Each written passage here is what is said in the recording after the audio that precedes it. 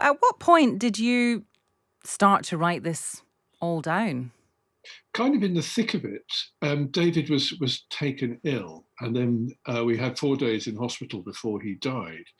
And and I think one of the things I wanted to do was just to kind of hang on to what was happening, because this bomb went off and everything was up in the air and the familiar world was suddenly strange. And I think I needed to try to sort of anchor the experience Mm, and to hold on to bits of him as he kind of faded away from me. yeah. And then I did a bit in a newspaper at someone's request, and then my publisher said, "Maybe is there more of this?" And I said, "Well, yeah, I've been keeping a sort of not quite a diary of it, but just writing it down as it happened." And that was how the idea for the book happened. I remember one of the things that you told me at the time, which was, when I was annoyingly, like everyone else, texting you and saying, "What, what's happening? I know you're in the hospital. What's happening?" And you said, completely bizarrely, you said, "Well, they're making him comfortable, and right now I'm watching Flog It with some with a traveler family or something like that in the waiting room." Well, there is this weird, it's a very signal feature of this kind of experience, is that you veer from the sort of solemn to the ridiculous. Mm, And of course, you're caught up in the workings of a busy hospital. So David was, they operated or tried to operate, and it wasn't to no avail. And so he was then in ICU. And while he was kind of moving from theatre to ICU, I was in the waiting room. And there was a traveller family there who had a family member who's being treated too. And they were really charming, actually. And we sort of fell into conversation about how worried and anxious we were about these people we loved, and then commenting on Flogget, as that also happened on the television in the corner. But I think anyone who's been through that sort of experience will tell you it is this odd mixture of the sublime and the ridiculous. yeah. Is it fair to say that you um, suspected that this might be the outcome at some point sooner rather than later? And when it happened, were you still unprepared for it? Yes and yes. I mean, I knew David wouldn't make old bones. As you know, David had an alcohol addiction, and that had taken such a toll on his health physically that I kind of sensed that the plans we had for a peaceful and long retirement might have to be revised. But when it actually happened, when somebody said to me, "He's not going to make it," then it was I was devastated and kind of reeling. And I feel to think a bit like a war correspondent. Not that I've ever been one, but I might as well standing on a street corner while all the windows are blowing out and bombs are going off, and you're just trying to capture the reality of that as best you Mm. can. Now, you mentioned alcoholism there, which David suffered from. Um, what kind of conversations, internal conversations, did you have, and also with his family, about revealing that in a book? Because there's always a concern that there will be people who, because of that revelation, are not sympathetic and will think less of David because of it. Yeah. Well, I didn't. I mean, I deliberately held that back until halfway through the narrative, because I think you're right. Is that if you say so and so is an alcoholic, the danger is that they then get sort of shunted into a siding Mm, where our concern and sympathetic engagement might not go. But actually, lots of people know what it's like to have someone in their life who suffers from addiction. So I think there's actually quite a lot of sympathetic feeling out there anyway, but it needed a bit of handling. David, like most addicts, never spoke about what was happening to him and pretended it wasn't. That's one of the way addiction works. mm, So it was not a conversation that he and I were ever really able to have, although there was a bit of screaming sometimes around that. yeah. And then after he died, um, the thing was, David felt deep shame about his addiction, and so discussion about it compounded that, made the problem worse. But after he died, it couldn't hurt him anymore. And I thought, if I'm going to write about this, it will make no sense if I don't write about the cause. Yeah. And I asked his parents, I said, "Are you okay with this?" And his family, "Are you okay with this?" Because anyone who knew and loved David knew about it, because alcoholism is an extremely difficult thing to conceal. Yeah. So, and after all, I just thought, there's a sort of, the silence around addiction is very often deadly, because it means that you cannot have the necessary conversations you need to have. And so I thought maybe to try to have one would be good. Mm. You talked about the toll that the alcoholism had on David, but it will have had a toll on you too. In fact, I know that it did. Um, in terms of your home life, first of all, how did it affect your home life, your domestic life with David? And we talked about some screaming occasionally. What about um, I don't know, were you able to have a good, strong relationship despite all of that? And also, what about, for example, you drinking alcohol around him? How did you manage that? When his drinking was at its most chaotic, it was just a nightmare because, you think of your home as a refuge. Mm, You hope it is a refuge. But I would sometimes pull up in the drive and sit in the car thinking, what fresh hell awaits me behind the front door? Because David could sometimes have passed out, the house would be in a state. I came home sometimes to find the house full of people I didn't know. And and that was really, really difficult, actually.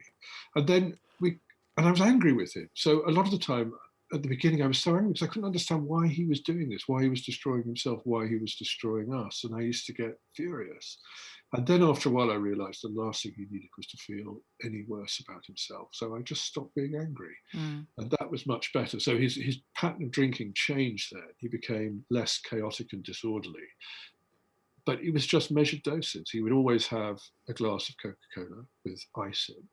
And I know a friend came and got some ice from the ice machine and was interested to discover that it wasn't just ice, if you see what I mean. So he oh was sort of, gosh. well, so he was, Wow. and I would check the empties, Asthma, Yeah. and I noticed from that his consumption wasn't really diminishing, but it was Mm, just being done in a different way. yeah. And, as you know, I tried all the things that people try, from AA to rehab to all that stuff. And none of it worked with David. And after a while, I think I realized that I just had to find a way of being loving and supportive and next to him, Mm. without him stopping drinking. Now, not everyone would make the same decision. Not everyone's circumstances are the same. And I certainly wouldn't blame anyone for bailing out in a relationship which has so much in it that's destructive. How were But you I, how were you able to concentrate on your work? You were incredibly busy. You were not just doing the program on Radio 4, you have three jobs effectively, plus lots of other bits and pieces. So what kind of impact did it have on your work? well, work was my refuge, actually. So, work was an area of my life over which I felt I had a measure of control. Although, you've worked for the BBC too. That could be an illusory feeling, but but I did feel I was able to exercise choices and had some autonomy about my work. And also, I could come home and bring the bacon with me, Mm, as it were. And that felt like positive things to do in a world which was actually full of subtractions. And also, I simply needed to because David's care was really expensive and his life was really expensive, and I needed to earn the money to do that. And mm, also, as you know, I'm a half-time vicar, so I have half my time I'm free to do other more lucrative things than celebrate the Eucharist. yes. um, Many people in the country are grieving at the moment after the death of Prince Philip last Friday, and I wonder how did that kind of tune in with the grief that you are experiencing right now? Because again, I know from being around you for 6 years that you're a big fan of the royal family because you feel it connects you with the history of the country. So, how did you feel on hearing that news and since? Oh You goodness make me me! sound like, I'm sorry, that's Pongo. You make me sound like I'm one of the people who waits outside Sandringham dressed in a Union Jack jacket. I'm No, not that sort of you're a fan not. of the You're royal. not. I mean, I am pro. I think the monarchy is a useful and productive institution, and I think one of the reasons is that it personalises corporate experience and stories. And I think that's certainly true in the case of Prince Philip, and it's obvious. We've seen it before. I think the death of Princess Diana, that people attach their own griefs to public griefs to make them to give them shape and pattern and to feel that experience is shared and Mm, perhaps better endured. But of course, the real story behind this is that it's been a year of pandemic and there are 150,000 people, well, more than that, who have been bereaved as a consequence of COVID-19. So that's in the atmosphere, I think. And, we used to be much better at dealing with grief and loss than we are now. We laugh at the Victorians for all their kind of elaborate paraphernalia of mourning. But actually, they knew something we've forgotten, which is if you share your life with someone and you love them, the chances are you're going to be 50-50, you're going to be a widow or a widower. mm, And also, at the end of our lives, we all reach the same point. So it's probably worthwhile getting on terms with that inescapable reality. yeah. How has what has happened to you with David dying in 2019? How has that changed your kind of future plans? How you see the rest of your life panning out? Well, that's interesting, because one of the things I didn't foresee, although it's very obvious, is that when he died, our future went with it. As you know, we were looking for somewhere to live in the west of Scotland, and the plan was that I would step down and he would step up, basically do a lot of weaving and me playing the accordion in a ceilidh band in Campbelltown. But that just disappeared, and I would look forward to just see this blank. And so very gradually in that first year, especially in lockdown, I began to just sort of sketch a framework in which I could imagine a future. And that's taken on a bit more shape now, and a bit more line and pattern. So I have something literally to look forward to, and I'm just beginning to make it happen. But the cost you pay for that, of course, is that you feel that you're leaving the person behind. And one of the great dreads of any widow is they fade, and you will begin to forget what they looked like or how they sounded. And part of me thinks I should really sit in the corner staring polenta, never moving again, which David would have loved. But the thing is, you can't move for David in your house, can you? Because he literally redecorated everything, didn't he? I mean, the cushions you're sitting next to right now, he probably covered them, didn't he? He did. I mean, he did everything. I mean, he built the bookshelves behind me, Yeah. and so he was.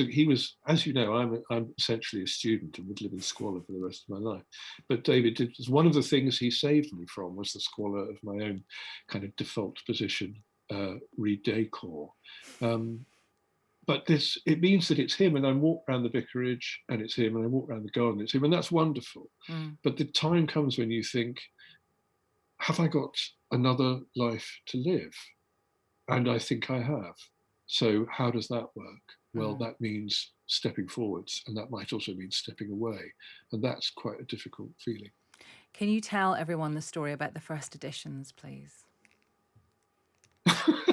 Well, David would quite often tidy up while I was away without telling me, and have a sort of rationalization, which was always, I would come home and think, again, it'd be like having your tomb looted.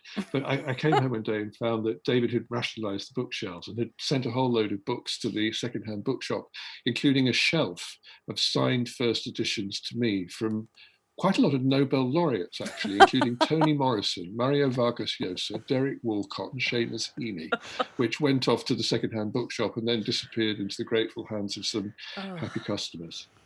So the thing is, would you like to get them back? I kind of think it's a write-off. Do you? Again, you never that's know. the thing. Might be someone listening right now who's got their grubby mitts on one of them. Oh, well, I think they did it. It was sold in good faith or bought in good faith. So, but there is, when someone dies, there is a lot of writing off. Interesting thing, Aasmah, is lots of stuff which was full of meaning when they were living. Yeah. The minute they die becomes litter and junk. And you have to, sooner or later, make some fairly ruthless decisions, of course, about clearing out, fill that skip. Oh, goodness me. What have you got rid of then?